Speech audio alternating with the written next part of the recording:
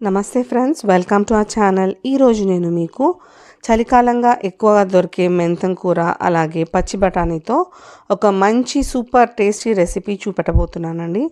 అయితే దీనికి మనకి కావాల్సిన ఇంగ్రీడియంట్స్ మెయిన్గా అంటే మెంతం కూర, తర్వాత పచ్చి బఠానీ, ఇంకా టమాటా అన్నమాట. అయితే ముందుగా ఒక ప్యాన్ తీసుకొని అందులో 4 టేబుల్ స్పూన్ల వరకు నూనెను వేసి నూనె వేడైన తర్వాత ఇందులో ఇప్పుడు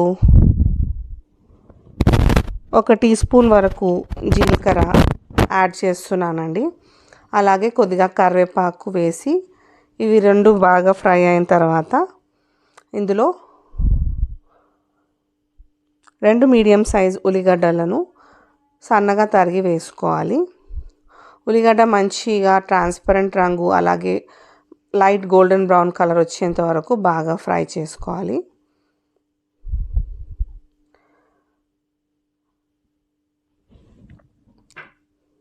మెంతం కూర ఆరోగ్య ప్రయోజనాలు చాలా ఉంటాయండి, మీకు తెలిసిన విషయమే అది. అయితే ఇప్పుడు ఒక బౌల్ తీసుకొని అందులో 1/2 కప్పు వరకు పెరుగు వేసుకోవాలి. పెరుగు వేసుకున్న తర్వాత ఆ పెరుగు వేసిన గిన్నెలో కొద్దిగా నీళ్లు పోసి ఆ నీళ్ళు కూడా పెరుగులో వేసేసుకోవాలి. ఇప్పుడు ఒక ఫోర్క్ సాయంతో కానీ లేకపోతే ఒక స్పూన్ సాయంతో బాగా బీట్ చేసుకోవాలండి పెరుగుని. ఇప్పుడు 1 టీ స్పూన్ కారం పొడి, 1 టీ స్పూన్ ధనియాల పొడి, 1/2 tea spoon garam masala, 1/2 tea spoon పసుపు ఇవన్నీ ఈ పెరుగులో వేసుకోవాలి. వేసిన తర్వాత ఒకసారి మళ్ళీ కలుపుకుందాము. మంచి పేస్ట్ లాగా అవుతుందన్నమాట. చక్కగా దీన్ని కలుపుకొని పెట్టుకోవాలండి. ఇంకా మీకు కొన్ని నీళ్లు పోయాలి అని అనిపిస్తే పేస్ట్ థిక్గా అయితే కొంచెం పలచగా చేసుకోవాలనుకుంటే కొద్దిగా వాటర్ యాడ్ చేసుకోవచ్చు. అవసరం ఉంటేనే యాడ్ చేసుకోండి, లేకపోతే లేదు. ఇప్పుడు దీన్ని పక్కకు పెట్టుకుందాము. ఇప్పుడు ఉల్లిపాయ మంచి రంగులోకి వచ్చింది కదా. ఇప్పుడు ఈ స్టేజ్లో మనము కర్డ్ పేస్ట్ని యాడ్ చేసుకుందాము. మనం పెరుగులో కలిపి పెట్టుకున్న పేస్ట్ని ఇందులో యాడ్ చేస్తున్నానండి. ఇప్పుడు ఇది వేసిన తర్వాత ఒకసారి బాగా కలుపుకోవాలి. మంచిగా మిక్స్ చేసుకొని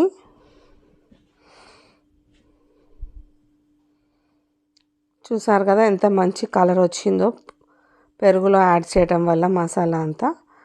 ఇది ఇలా ఒక 2 నిమిషాల పాటు మనము ఉడకనిద్దాము. మూత పెట్టి 2 నిమిషాల పాటు మీడియం ఫ్లేమ్లో పెట్టి ఉడకనిద్దాం.